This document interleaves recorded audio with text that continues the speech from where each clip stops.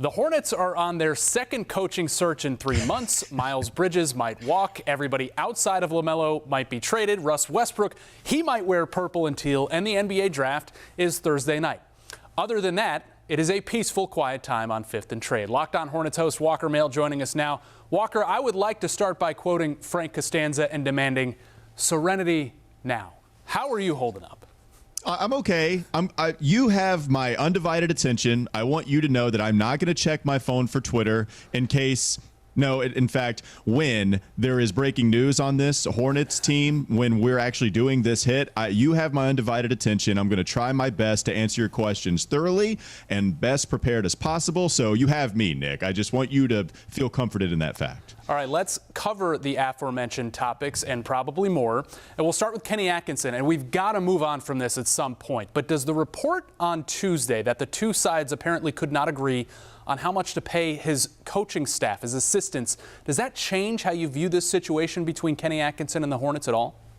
A little bit. If the Hornets have this bad reputation that they don't want to pay assistant coaches, that they're towards the bottom of the league, top five or bottom five, I should say, as reported, and they want to keep assistant coaches in their role despite moving on from James Borrego, that can only mean they are making sure that they pay such a small salary to the guys in place, not wanting to pay the guys that Kenny Atkinson wants to bring on. And so, yeah, the Hornets have to be blamed at some point for that. Now, you did have more than a week of time, worth of time with Kenny Atkinson accepting this job and then deciding to back out. I have to imagine the details were thrown out there at some point. Maybe it wasn't made clear from Kenny to the Charlotte Hornets. I don't know. So I still think Kenny has a lot of blame here in the way that he handled it. But the Hornets can't be an organization that has the reputation of not paying assistant coaches what the average salary for that position should be in the association. And if that is the case, if that reporting is true, then yeah, the Hornets deserve some blame for that.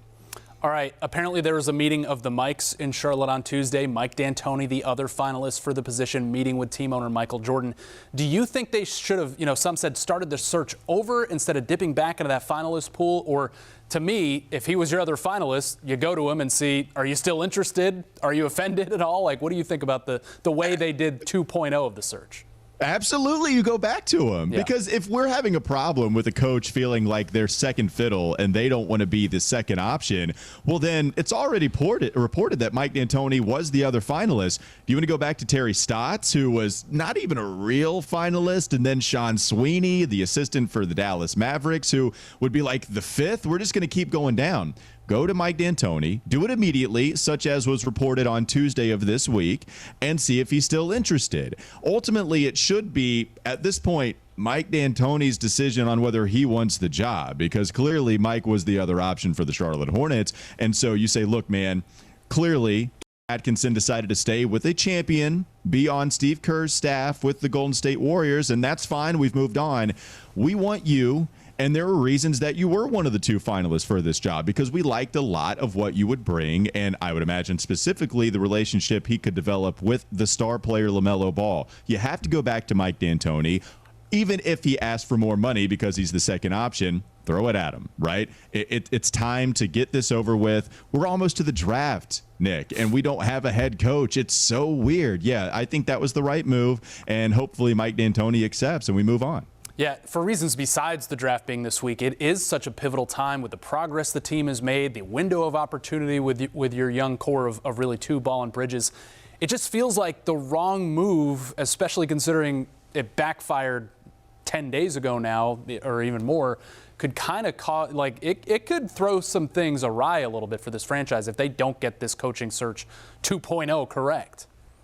Well, if this continues to go on, I think that's at the point where you kind of get embarrassed, right? So, hey, Kenny Atkinson decided to stay in Golden State. Fine.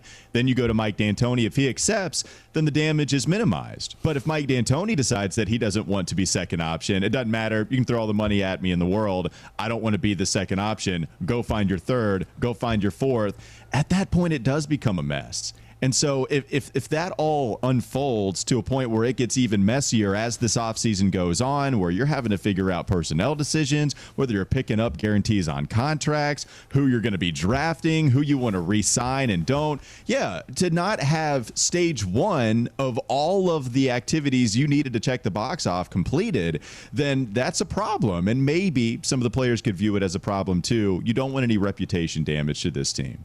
All right, it's 3:10, 3:12 on Wednesday. We don't have word that Mike D'Antoni is the head coach yet, but supposing he is, obviously we know the particulars. Won a lot of games in the association, has worked with a lot of superstars, and he's had some early exits from the playoffs and very offensive-minded. So how do you think that all works with LaMelo Ball, this roster, and the way they want to move forward next year?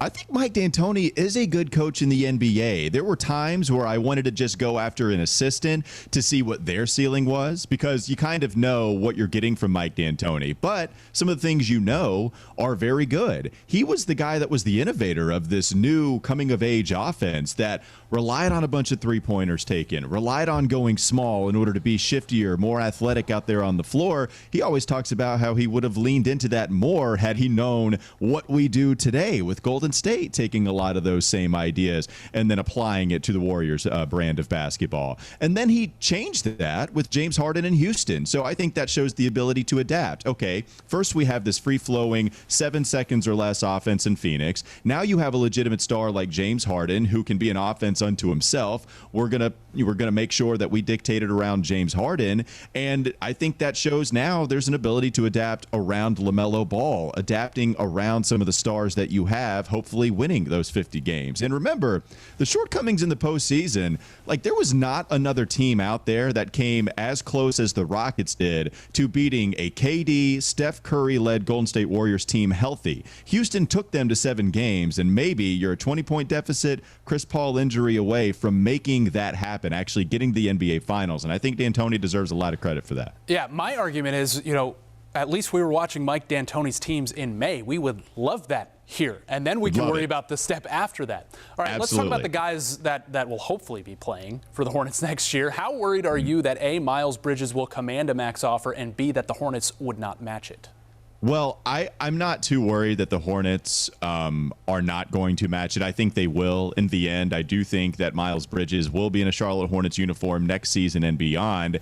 I think it's fair to be scared of throwing a max contract at Miles Bridges. At the same time, this is the time to do that, right? $30 million a year, while he probably isn't worth that based on what we've seen from him in the past 4 or 5 years in the league, you are projecting on a guy that does work as hard as anybody in the gym, that's already taken these leaps and bounds to be the borderline all-star that he is today, and he's under 25 years old, so it's not like he's hit his prime.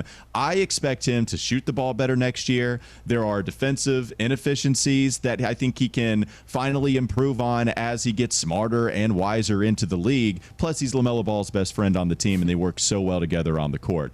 It's time to pony up. It's time to pay Miles Bridges what it would take to keep him. The good news is you have the inside track because it's restricted free agency. Another team can give him a max offer sheet, and you have a few days to decide whether you want to do so. Ultimately, I'm not too worried. I do think that Miles Bridges will be a Charlotte Hornet, whatever the price may be.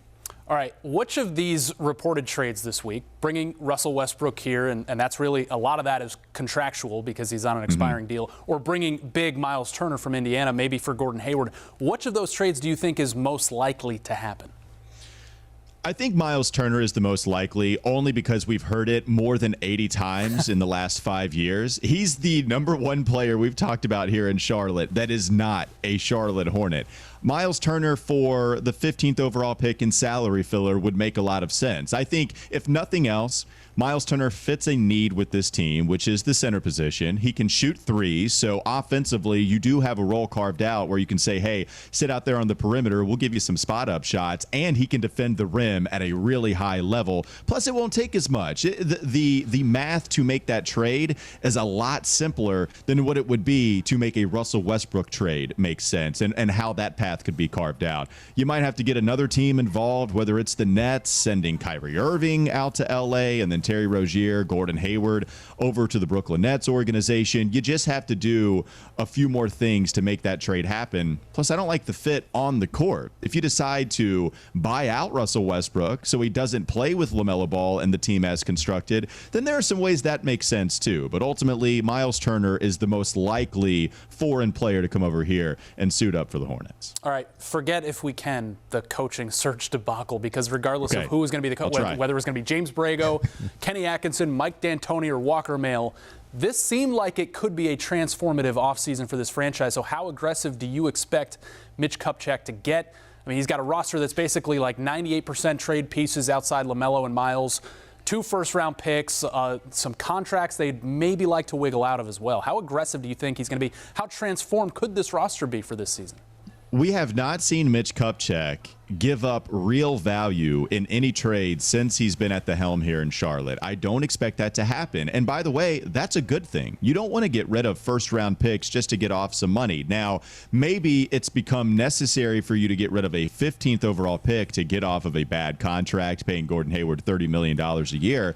But I do believe that Mitch Kupchak would get some value in return for that. And you're not just panicking saying, we got to get off this money to pay Miles Bridges a max contract. Okay, fine, and then ends up pulling off a deal that nobody really wants here in Charlotte or as a fan. I don't think that it's going to get so overly aggressive to where it doesn't make sense. I do think that he is constantly working the phones to figure out how he can minimize the damage done by some contracts given to this payroll, and we'll see exactly how that'll look for the future. All right, what would normally be this week's front page story, we've reduced to, in the jump somewhere in the middle of the pages, fifth question. Right? It's unreal. It's the NBA draft. 13 and 15, those are the picks the Hornets have the rights to in the first round. So, all right, what are they doing if they keep both? What do they do if they split, pick one, trade the other? And is there a possible that they could package both of these?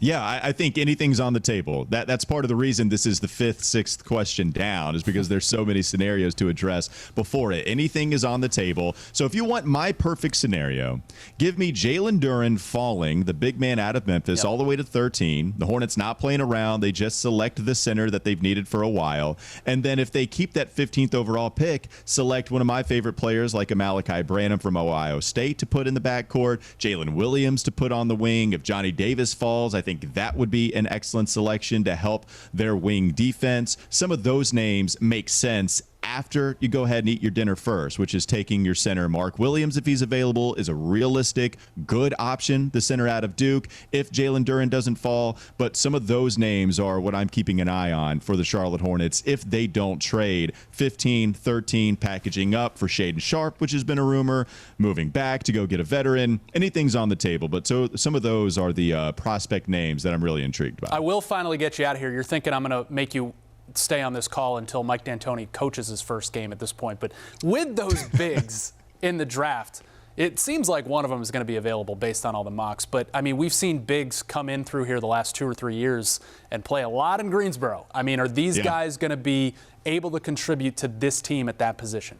Yeah, I do think so. I think either one of those top two, right, Jalen Duren or Mark Williams, would make sense to stay on the roster here in Charlotte and affect winning now, or at least affect the rotation now. Mark Williams is an excellent rim protector, and he has a standing reach as tall as Rudy Gobert's. It's 9'9". It's mind-blowing. So the athleticism on top of that standing reach, that gives you an instant skill set to work with defending the rim. Also, Jalen Duren is just a freak athlete. As a 6'11" guy who paired alongside LaMelo Ball, that would be even more so adding to the fun that the Charlotte Hornets team brings. So I think these guys would be on the roster. Plus, Nick, they're first-round picks, right? Like Kai Jones was 19th. He was always going to be a project. And so you drafted him last year because you liked him, but we always knew he was going to go to Greensboro. Vernon Carey, Nick Richards, a couple of second-round picks, right? Like those guys, you kind of knew what was going to come from them early on in their career. I do think if you use your highest selection on Jalen Duren or Mark Williams, those guys suit up day one and provide some type of instant impact for the Charlotte Hornets team. Walker Mehl from Locked On Hornets. Hey, man, thank you for giving us that serenity that we requested. I think we feel a little bit better about the way Hopefully things are going, but yep. It's only the middle of the week. Walker Mehl, thanks for joining us, and don't forget to to feed those fish. Thanks, buddy. I can go. Yeah, you got to feed the fish, man. Absolutely. And also, I need to check. Yeah, I know. I gotta move the tank no matter where the backdrop is, and I also have to go check Twitter. So thank you, but it's time to move on, Nick. Appreciate it. Thanks, Walker.